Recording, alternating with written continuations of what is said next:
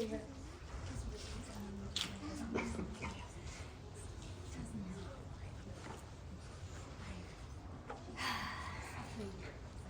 right, everyone take one quick deep breath. In and out, yeah, sigh if you got a sigh, yeah. Okay, so my name is Gianna Adams, and I am a licensed social worker. I am going to be graduating in April. I will be getting my master's degree, my master's in social work. So this is a meditation on grief. It's going to be heavy. I will say that right now.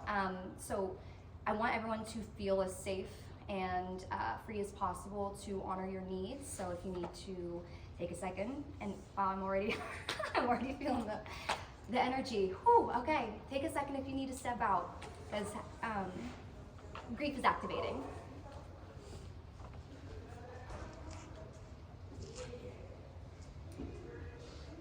She looked at me wearily with tears in her eyes. They were red and puffy. It looked like she had been crying for centuries. Her hair was greasy and her face was solemn. The bags under her eyes drooped and her mouth was fixed in a thin line.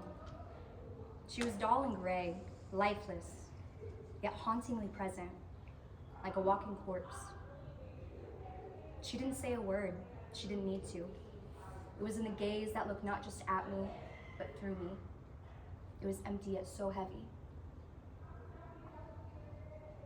She extended to me, her hand with the palm up, her eyes now met mine, meekly asking me to greet her embrace.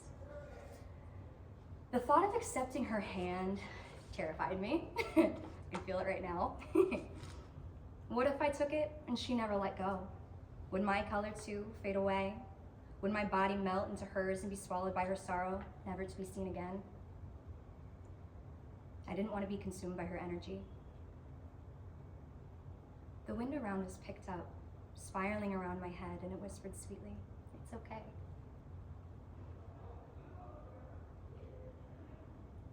It was as if God had heard my worries, and the earth simply knew what to do.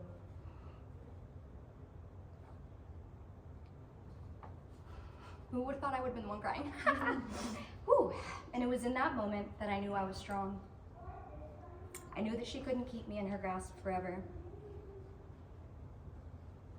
I took a deep breath and I reached my hand out, my fingertips meeting hers, and soon our hands were cupped. Her mouth moved ever so slightly from the flat line into what could not have even been identified as a smile, but the gratitude that flickered in her eyes told me otherwise. I felt her sadness, the aching in her heart that had nowhere to go. I felt the feeling of regret. I felt a feeling of sympathy. I felt guilt, and I felt a feeling of longing, and I felt a bent feeling of anger. The strangest feeling of them all was a sense of relief.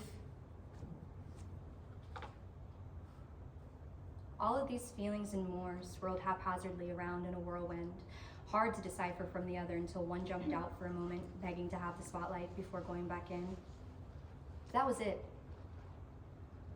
No monstrous darkness that overcame me. No suffocating feeling that left me gasping for air. She didn't try to overpower me or take me away. I was okay. I was safe. I was simply feeling what she was, who she was, and that was it. It was sadness. That was it. She turned her head away from me and sat on the ground, gently pulling me down with her, cross-legged, side by side. Holding hands, we sat. Neither of us said a word. We simply felt each other, and we sat.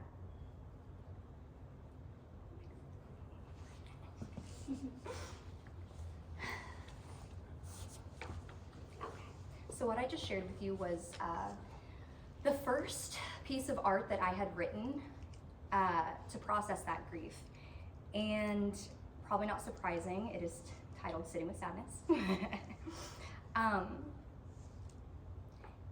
It was the, I guess, soulful expression that I needed to not only begin processing my grief, but to meet the world in a whole new way.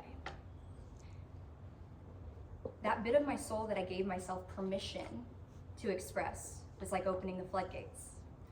Processing that grief through that writing recolored the world for me, and it's honestly what enabled me to see true beauty in getting to experience it at all. The fact that we get to experience any of this at all. The love that's causing the grief, the grief itself, because that means there's love present. The best way I can explain it is that processing my grief through artistic expression really awakened my soul.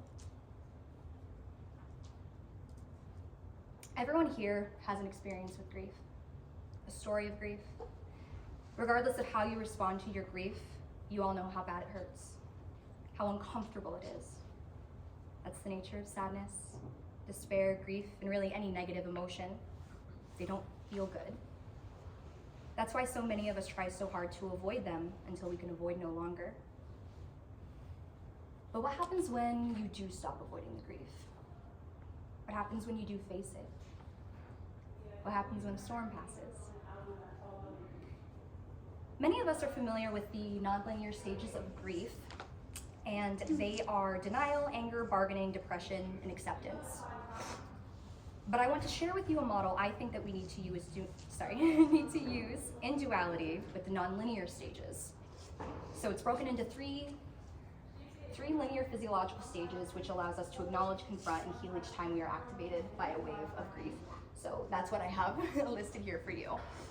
So each time we feel a wave of grief, it might be in any one of those, five to six stages of grief, but the wave of grief itself has a structure to it. So for us to process our grief, being able to figure out the structure of that wave to then follow that process is what allows us to come back, to our balance, our homeostasis.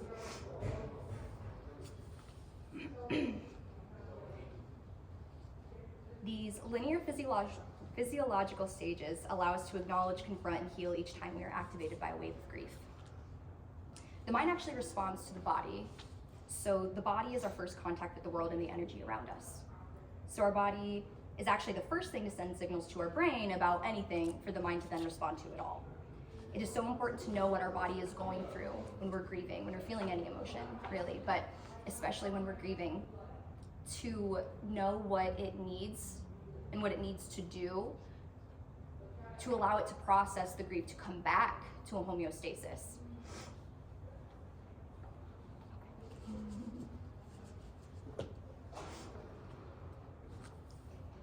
The first stage is the initial physiological response, and that's the shock and discomfort. So that is the probably most painful part of grief, and it's right at the beginning of processing the grief, so no wonder it's so hard for us to actually process our grief. When grief is first confronted, the body often reacts with a stress response driven by the autonomic nervous system, particularly the sympathetic branch, which is the fight, flight, freeze, or fawn response. And this can result in our heart pumping faster to prepare for perceived danger, stomach issues because stress hormones like cortisol and adrenaline disrupt digestion, causing nausea, cramping, or a loss of appetite. Our bodies tense up because of the emotional distress, which can cause sweating and shaking as well, as the body typically produces physical signs of anxiety as it processes the overwhelming feelings. This phase is uncomfortable because the body is flooded with stress hormones while trying to protect you from the intensity of grief. It's uncomfortable physically, mentally, and emotionally.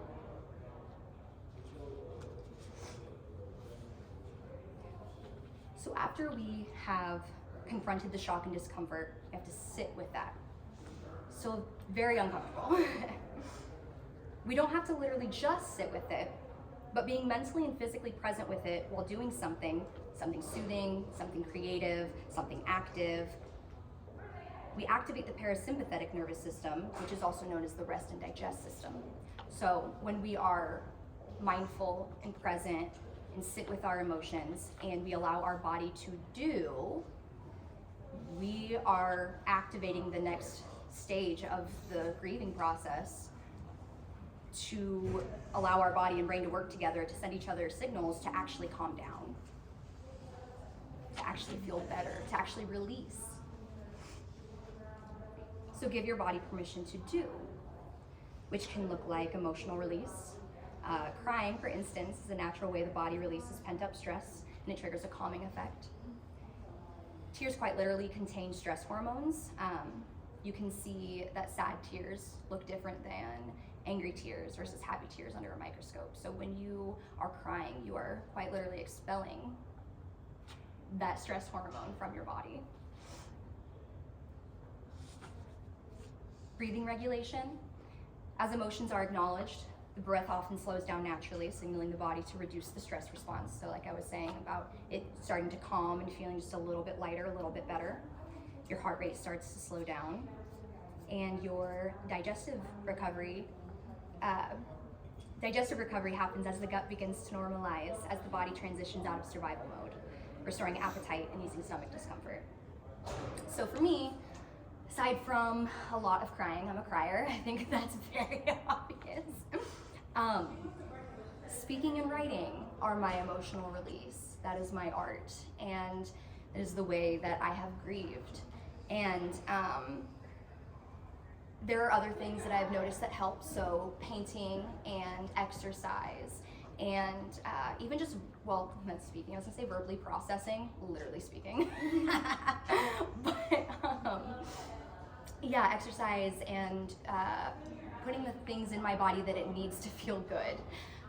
Grounding also has been key in all of this, because I need to be present in my body to know that I'm okay, that I'm safe. The emotional pain is what's so hard. So then I can actually move my body to correspond with that pain, to actually meet it, translate it into something. Not only does that bring you back to your homeostasis, you're reaffirming the fact that you can do every time you do. So when you are allowing your grief and your whatever feelings that you're feeling that are so overwhelming, when you let them out in that artistic expression, you're quite literally creating something. It's powerful. I see it like an earthquake, like the aftershock. Like there's aftershocks to that. At the very least, it's a process that builds. You can master things when you do like that.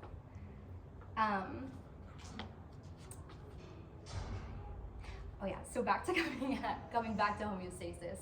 So there's also a release of endorphins. Part of the reason why it feels so good chemically is because endorphins and dopamine are being released.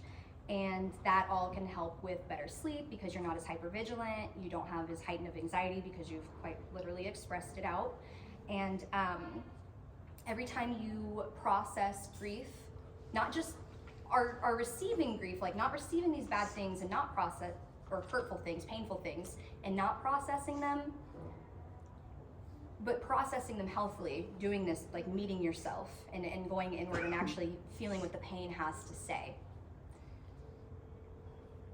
It helps you to know what to do the next time it happens. And then it's not that it's not as painful, but it's not as, you don't feel as debilitated necessarily, or you know that you can do, you know that there's a light. I feel like the first time that you feel deep grief, it's like the light at the end of the tunnel is gone, honestly. You're like, I don't even know how I'm gonna get out of this.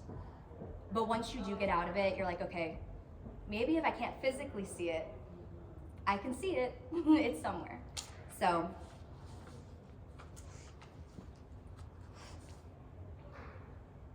for me, my spiritual worldview was deeply changed and rediscovered when I first experienced deep grief. Something I realized that is important to me is to honor the grieving process for the life that has transcended to. To me, the transcending of a soul back to all that is, and the physical body transforming back into the earth, is a profound example of homeostasis on an existential level. And I believe that it's important that we honor that too. And I'm tearing up now because it's beautiful. It's sad, but it's beautiful. Whew.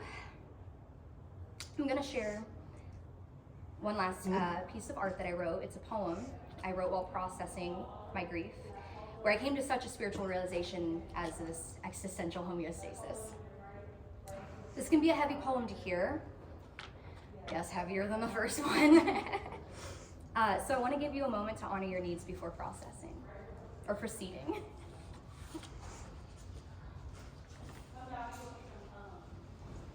It's titled, always hated the rain. The sky is painted gray, bleak and dreary from each of its edges, swallowing in the airspace. A sullen blanket thrown over the firmament that gives us just a glimpse of the heavens beyond, leading down to the earth and creating a dismal haze that washes over the land and everything in it, including you, with a melancholy tenor, reaching its forlorn hand out to yours, tugging at the brim of your mind and your heart, asking you to embrace it, begging you to meet it in its somber. The smell of fresh earth and musk satiate the air, a scent that gives you a foreboding warning of the inevitable downpour that is soon to come. A downpour that parallels the tears that stream down your cheeks, relentlessly and aimlessly, with no thought or intended direction, just simply seeking solace from the sorrow that they come. You always hated the rain that torrents the soil, flooding it and all of its inhabitants, drowning all that is so haplessly in its locus with a heaviness, one that deluges your entire being, clouding your mind, your thoughts, crippling your frame, disallowing you to see the rain or yourself for what you both truly are. You take a breath, one last invigorating inhale, filling your lungs with air and light, a beautiful zenith of light, one so luminous, so radiant and warm, an inviting light so white and blinding and full of love it swallows you whole, and it brings you to a peace, one you have never felt before. Soon you feel your soul become you, transcending the physicality that once bound you to this earthly realm, transcending your limitedness, past the point of simply lifting the debilitating veil that covered both your heart and mind, but now imploding and exploding your sentient in all directions like an infinite sphere, extending its totality in an unfathomable fashion, faster than light speed, so instant and simultaneous that there truly is nothing that separates you from anything and everything. You are here and you are there, you are this and you are that, you are all things at once. And for all of the time, you are infinite. You always hated the rain, but now you are the rain. You are the sustaining life force that drenches the earth, revitalizing the plants so that we may breathe and bask in the glory of their flowering buds, washing away dust and debris of a drought-stricken terrain, saturating the soil so that the crops may grow and nourish the creatures, animals and humans alike, that depend on their sustenance to prosper. You are the rain that patters down the window pane on a cool autumn's evening as a loved one lay curled up, snuggled on her blankets with the smell of a rich burning candle as they read their favorite book. You are the rain in which an infant lies in the back of the car, strapped to their seat, watching in awe as the droplets run down the glass, racing and merging, stopping for just a moment, only a moment, and then on to race some more, leaving the child in utter curiosity and ignorant bliss. You are the rain that lures the amphibian out of its hiding as she can only lay her eggs in the fresh pools of water that the puddling after rainfall provides. You are a farmer's favorite day during a dry, hot summer. You are a dog's favorite time to sleep next to its human as they sip a hot cup of coffee watching the news. You are a child's favorite treat as they may splash around in their rain boots with glee, only when you so generously pour from your bountiful cup. You are universally cherished, wholly appreciated.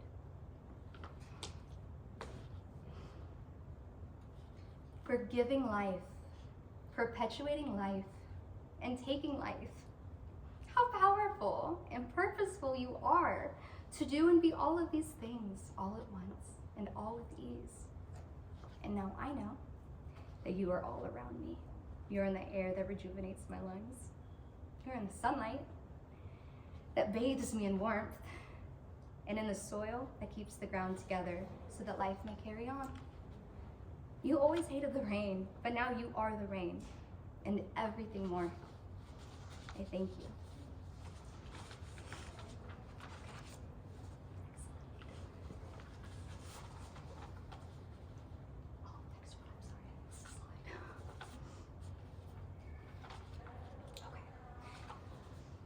So So why it feels bad before it gets better.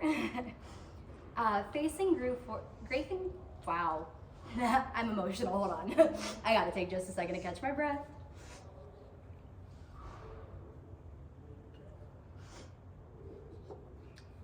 Facing grief forces the body to experience a temporary surge of stress as it confronts the pain. However, sitting with and processing the emotion allows the nervous system to adapt and return to balance, reducing the physical and emotional toll over time.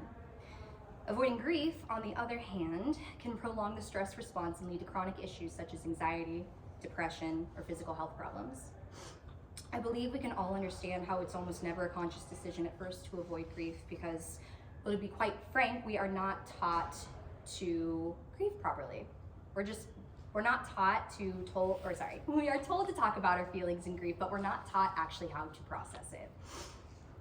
We are not provided those proper tools, and we are not adequately supported in the pursuit of finding the proper tools to do so.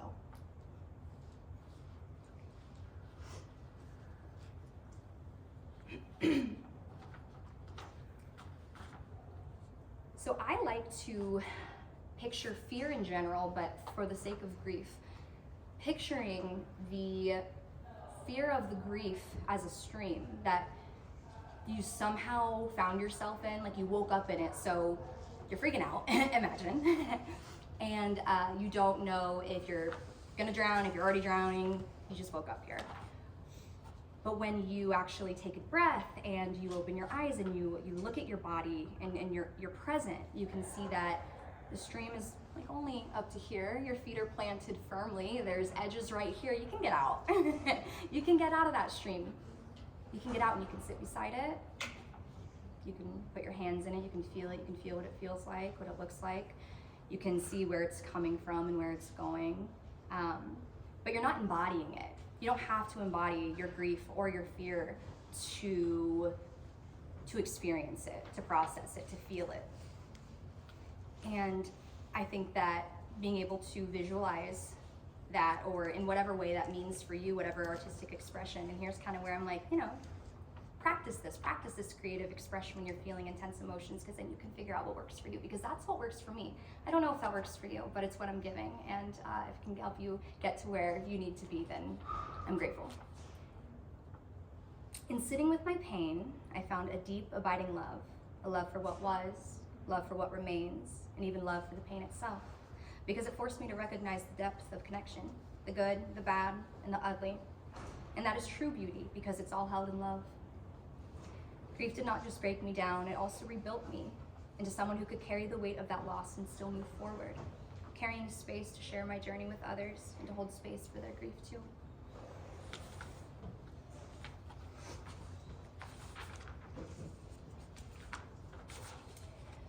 Grief is something that everyone here carries in some form or another. And when we allow ourselves to sit with it, to honor it, we create space for healing, not just for ourselves, but for those around us.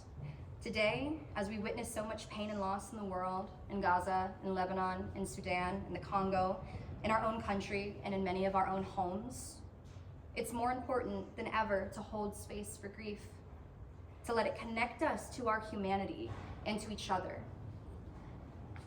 So, let us take a moment, and if you don't feel that you can in this moment participate, it is a safe and free, judgment-free zone. You don't need to, but I would like to take like 10 to 15 seconds to just sit in silence with whatever grief is, or not silence, if you need to cry, whatever's showing, let your body move. But to be present with any grief that is asking you to feel it right now. Okay? And if you need to give yourself permission to, that also helps.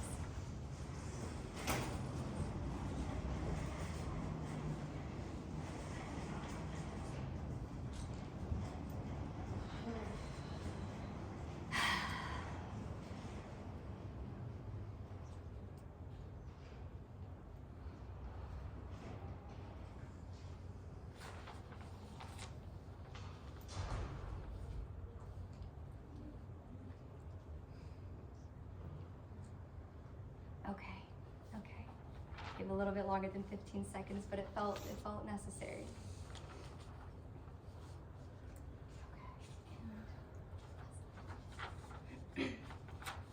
close, I want to honor the source of my grief and my transformation.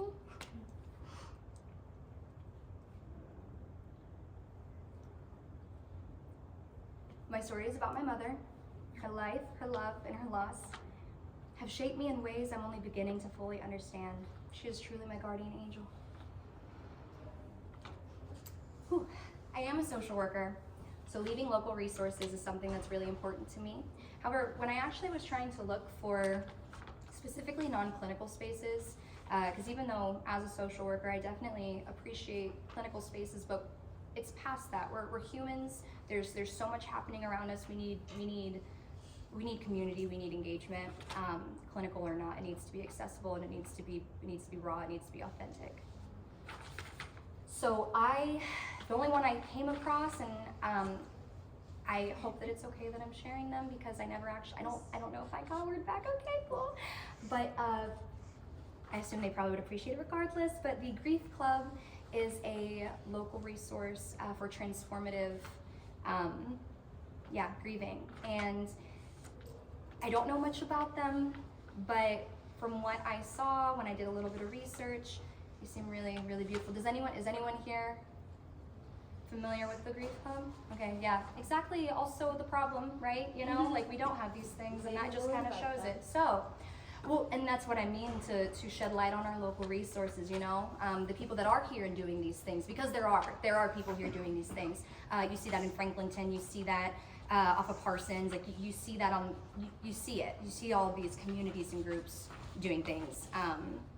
And not receiving voices. So anyway, just wanted to shed some light on that. And if you are looking for any type of clinical resource, the Cornerstone of Hope does really wonderful work.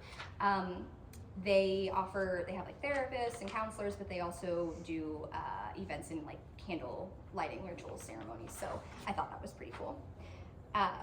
With all of that said, I want to thank Source, my mother, and myself for bringing me here today. And thank you all for being here with me today.